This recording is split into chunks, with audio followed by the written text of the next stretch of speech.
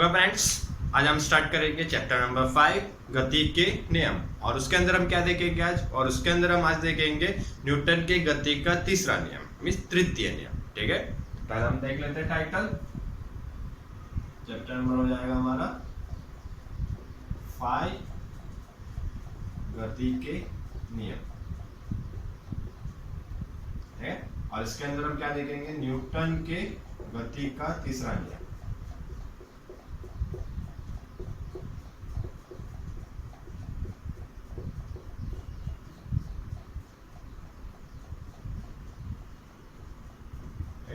और देखो, तृतीय नियम या तीसरे नियम में अगर हम बात करें, ठीक है, तो इसके अंदर क्या होगा कि जैसे कोई भी पदार्थ क्या करता है, एक चीज पे बल लगाता है, तो सामने वाला पदार्थ भी क्या कर रहा होगा, बल लगाता है।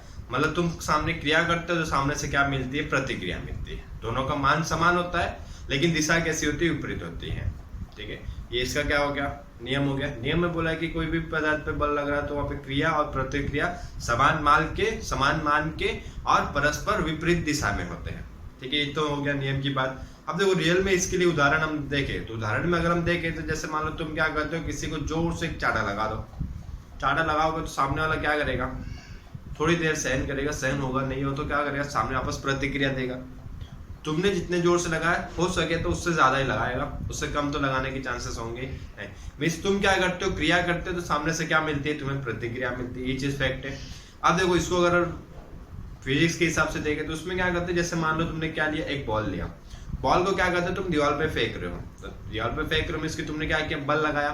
कौन सी दिशा में लगाया, जैसे मान लेते हैं यहाँ पे हमने क्या किया, एक दीवार बना दी और तुमने यहाँ से क्या किया, एक बॉल को फेंका इस दिशा में दीवार की तरफ। तो तुमने बल कहाँ लगाया, इस दिशा में, तो इसको हम मान लेते हैं F1। ठीक है, तुमने बल लगाया F1 और बॉल गया इस दिशा में।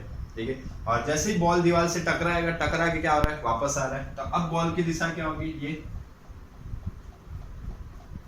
और अब बॉल की दिशा ये हुई। तो ये दिशा किसकी वजह से मिल रही है, दीवार की वजह से, क्योंकि तुमने तो बल लगाया इस दिशा में। तो बॉल कहाँ गति करना चाहिए, इस दिशा में गति करना चाहिए। लेकिन बॉल क्या आ रहा है, अब वापस इस दिशा में आ रहा है, मतलब इसकी विपरीत दिशा में भी गति कर रहा है। मतलब पीछे से उस दिशा से किसी ने बल लगाया, तो यहाँ पे बल किसने लगाया, ये दीवार ने।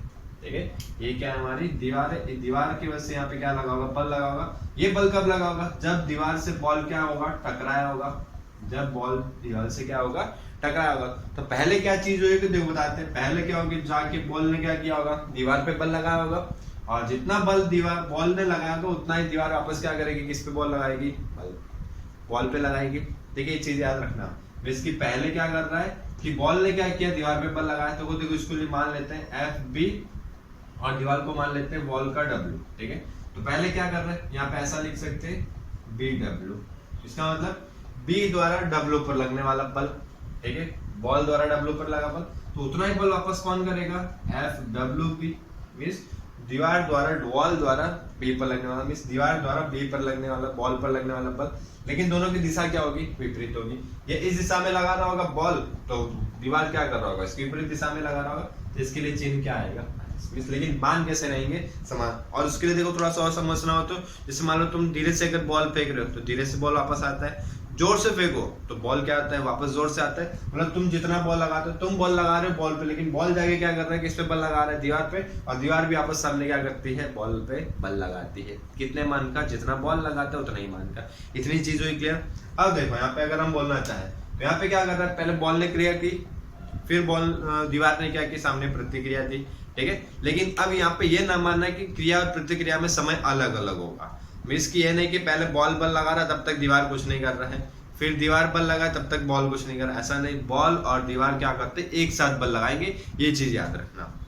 ठीक है, जैसे हमने स्टार्टिंग में एक उदाहरण लिया कि तुम किसी को चाटा लगा दो, सामने तुम्हें चाटा लगाता है।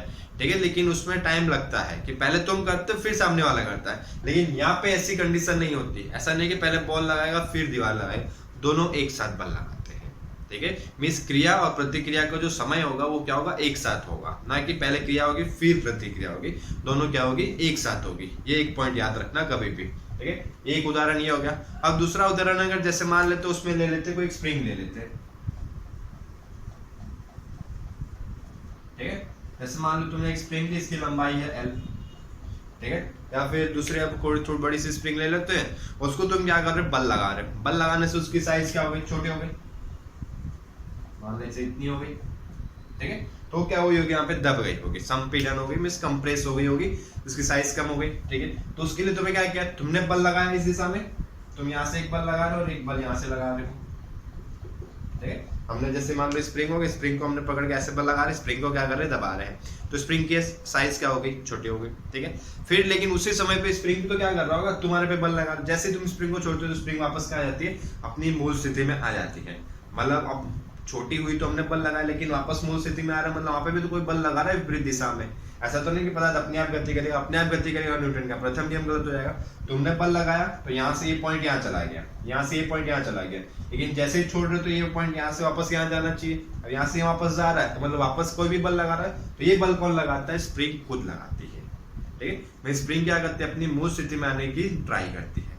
ये बल कौन सी दिशा में लगता है, विपरीत दिशा में, ठीक है। हो गई, देखो बल लगा रहा है और तुम जितना स्प्रिंग को दबाते हो वापस स्प्रिंग उतनी खुलती है कि ज्यादा खुल जाती है। ऐसे नहीं कि यहाँ पे पहले स्प्रिंग की लेंथ थी मान लो 10 सेंटीमीटर, तुमने दबा के उसको कर दिया 7 सेंटीमीटर, वापस जैसे ही छोड़ोगे तो वापस कितनी हो जाएगी, 10 सेंटीमीटर हो जाती है, ठीक है। स्टैंडर्ड स्प्रिंग की बात करते हैं, नॉर्मली तुम स्प्रिंग को अगर ज्यादा करोगे तो थोड़ा बहुत लेंथ में चेंजेस हो सकता है। हम ऐसा मानते हैं कि लेंथ में अभी चेंजेस नहीं हो रहा है, तब की कंडीशन के लिए बता रहे हैं, ठीक है। तो तुमने जितना बल लगाया होगा उतना ही क्या कर रहा होगा, सामने स्प्रिंग ने बल लगाया होगा, ठीक है। तो ये भी हो सकता है तुम क्रिया कर रहे हो, सामने स्प्रिंग क्या कर रही है, प्रतिक्रिया। और ऐसा नहीं कि तुम जब बल लगा रहे हो तब स्प्रिंग बल नहीं लगा रही, तभी भी स्प्रिंग बल लगा रही है, लेकिन स्प्रिंग की बल की तुलना में तुम्हारा बल कैसा है, ज्यादा है, ठीक है। इसकी वजह से वो ज्यादा कंप्रेस हो। लेकिन तुम जैसे ही छोड़ते हो वापस मूल स्थिति में आते हो, जितना बल तुमने लगाया तो उतना ही बल क्या किया, स्प्रिंग ने वापस लगा दिया। छोड़ने के बाद तुरंत ही आ जाता है, ऐसा नहीं कि थोड़ी देर के बाद आता है, ठीक है। तो यहाँ पे भी हम बोल सकते हैं कि क्रिया प्रतिक्रिया कैसे होते हैं, समान होते हैं, एक समय पे लगते हैं। और तीसरा उदाहरण अगर लेना चाहे तो अब देखो न्यूटन के गति के नियम में रॉकेट क्या बोल सकते हो, तो रॉकेट में अगर पीछे की तुमने देखा हो तो वहाँ पे क्या करता है, वो नीचे की ओर बल लगाता है और रॉकेट पे ऊपर की ओर बल लगता है, जिसकी वजह से रॉकेट क्या करता है, ऊपर की ओर गति करता है, ठीक है। तो 3 उदाहरण याद रख सकते हो और इसे ज्यादा याद रखने की जरूरत नहीं है, ठीक है।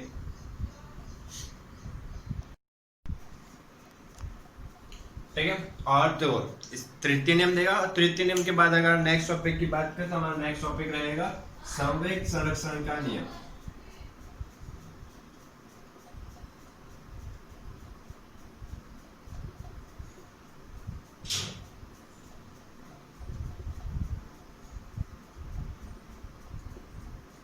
क्या हो जाएगा, संवेग संरक्षण का नियम, ठीक है।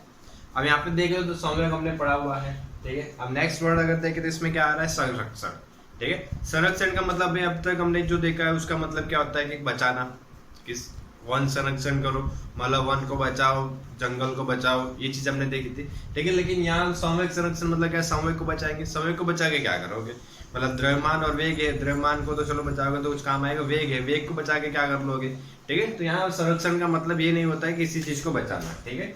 यहाँ संरक्षण का मतलब होता है किसी भी चीज का अचल रहना, ठीक है, किसी भी चीज का क्या, अचल रहना या फिर समान रहना, ठीक है। और इसके लिए तो थोड़ा सा एक देखें तो हमने एक और नियम पढ़ा है, ऊर्जा संरक्षण का नियम। ऊर्जा संरक्षण के नियम में हमने क्या देखा था, किसी भी ऊर्जा को ना तो हम क्या कर सकते, नष्ट कर सकते, ना उत्पन्न कर सकते, सिर्फ एक स्वरूप में से दूसरे स्वरूप में क्या कर सकते हैं, रूपांतरण कर सकते हैं। और जो पूरे विश्व के अंदर, पूरे ब्रह्मांड के अंदर जो ऊर्जा का मात्रा है वो कैसा है, अचर है, मतलब उसमें कभी भी क्या नहीं हो रहा है, कमी नहीं तो कभी ऊर्जा बन रही ना कभी कम हो रही, सिर्फ जितना ऊर्जा का मान है वो क्या है, फिक्स रखा हुआ है, ठीक है। और ठीक है। और अब देखो ये नियम आया कहां से, ये नियम आ रहा है हमारा न्यूटन के गति के दूसरे और तीसरे नियम में। दूसरे नियम में हमने क्या देखा था, दूसरे नियम में हमने क्या देखा, ये देखा F के लिए सूत्र देगा, F is equal proportional to dp upon dt में समय में जो परिवर्तन होता है, समय के सापेक्ष समय में जो परिवर्तन होता है उसको हम क्या बोलते हैं, बल बोलते हैं। ये हमने देखा किसके अंदर, दूसरे नियम के अंदर। और तीसरे नियम के अंदर क्या देखा हमने, क्रिया और प्रतिक्रिया कैसे होते हैं, समान मान के और परस्पर विपरीत दिशा में। तो इन दोनों को मिला के क्या एक नई चीज मिली और उस चीज को हम क्या बोलते हैं, संवेग संरक्षण का नियम, ठीक है। तो उसकी अगर हम बात करें तो उसमें क्या है, जैसे हमने एक उदाहरण लेते हैं, जैसे मान लो कोई एक दीवार है, ठीक है, जैसे मान लो कोई हमने क्या एक दीवार मान ली यहाँ पे, ठीक है। अब जैसे मान लो यहाँ से क्या कर रहे हैं, हमने बॉल पे बल लगाया, बॉल क्या कर रहा है, इस दिशा में गति कर रहा है, और बॉल जाके क्या कर रहा है, किससे टकरा रहा है, दीवार से टकरा रहा है। और दीवार से टकरा रहा है मतलब बॉल क्या कर रहा है, दीवार पे बॉल बल लगा रहा है, ठीक है, बॉल क्या कर रहा है, दीवार पे बल लगा रहा है, तो सामने दीवार भी क्या करेगी, बॉल पे बल लगाएगी। कौन सी दिशा में, विपरीत दिशा में। तो इसके लिए चीज बोला है कि अगर दो चीज एक दूसरे पे बल लगा रही है, मतलब इसमें हम दूसरा कोई बल लगा रहा है नहीं, हमने यहाँ पे बल लगाया था, उसके बाद हमने कोई काम नहीं किया, फिर वो अपने आप गति कर रहा है और उसकी वजह से वो क्या टकराया, टकरा के वापस जैसे बॉल ने दीवार पे बल लगाया, दीवार पे वापस क्या किया, बॉल पे बल लगाया, और दोनों के वेग में क्या हो सकता है, परिवर्तन हो सकता है। दीवार के तो वेग में परिवर्तन नहीं हो रहा है, लेकिन बॉल के वेग में परिवर्तन हो सकता है। लेकिन ये बोला है कि इसका जो प्रारंभिक वेग, प्रारंभिक संवेग और अंतिम संवेग क्या होना चाहिए, हमारा समय होना चाहिए। इस निकाय का मतलब इन दोनों को अगर पूरे की बात करें तो बॉल और दीवार का प्रारंभिक संवेग किसके बराबर होना चाहिए, अंतिम संवेग के बराबर, ठीक है। और इसके लिए देखो बुक में एक बहुत ही अच्छा सा उदाहरण दिया हुआ है। क्या उदाहरण लिया हुआ है कि जैसे मान लो बुलेट होती है, गन होती है, इसकी बंदूक होती है, बंदूक से हम क्या करते हैं, गोली को मारते हैं, ठीक है। और बहुत बार देखा होगा कि अगर बंदूक से हम गोली चलाते हैं तो क्या जो चला रहा होता है उसको झटका लगता है, ठीक है। तुमने अगर रियल में एक्सपीरियंस तो नहीं किया होगा, लेकिन कहीं ना कहीं मूवीज वगैरह में, थिएटर में, टीवी वगैरह में देखा होगा। क्या होता है, कोई भी अगर बंदूक लेके अगर गोली चलाता है तो उसको क्या लगता है, पीछे की ओर झटका लगता है, जो बड़ी बड़ी राइफल जैसी आती है, ठीक है। तो उसमें रियल में क्या होता है, मतलब वहां पे हम क्या करते हैं, हम ट्रिगर दबाते हैं, हमने सिर्फ ट्रिगर दबाया, उसके बाद वहां पे छोड़ देते हैं, मतलब बाहर से जो बल रहा है उसकी हमें क्या करनी है, अवगणना करनी है। यहाँ पे हम जो ट्रिगर दबा रहे हैं उसको कंसीडर नहीं करना है, वैसे हमने ट्रिगर दबा दिया। उसके बाद क्या होता है, जो गन होती है, ठीक है, जो बंदूक होती है, वो क्या करती है, गोली पे बल लगाती है, और गोली भी क्या करेगी, आपस किस पे बल लगाती है, बंदूक पे, ठीक है। तो उन दोनों को जो संवेग है, प्रारंभिक संवेग और अंतिम संवेग हमारा क्या होना चाहिए, समय होना चाहिए, ठीक है। तो हम प्रूफ करके देखेंगे कैसे होता है।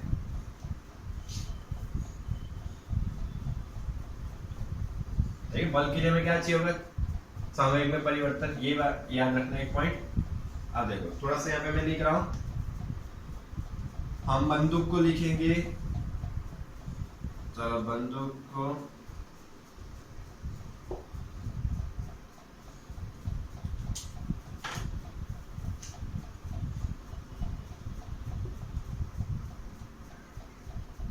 मान लेते हैं बी, ठीक है। और जो उसके अंदर गोली होगी, गोली को मान लेते हैं, ठीक है।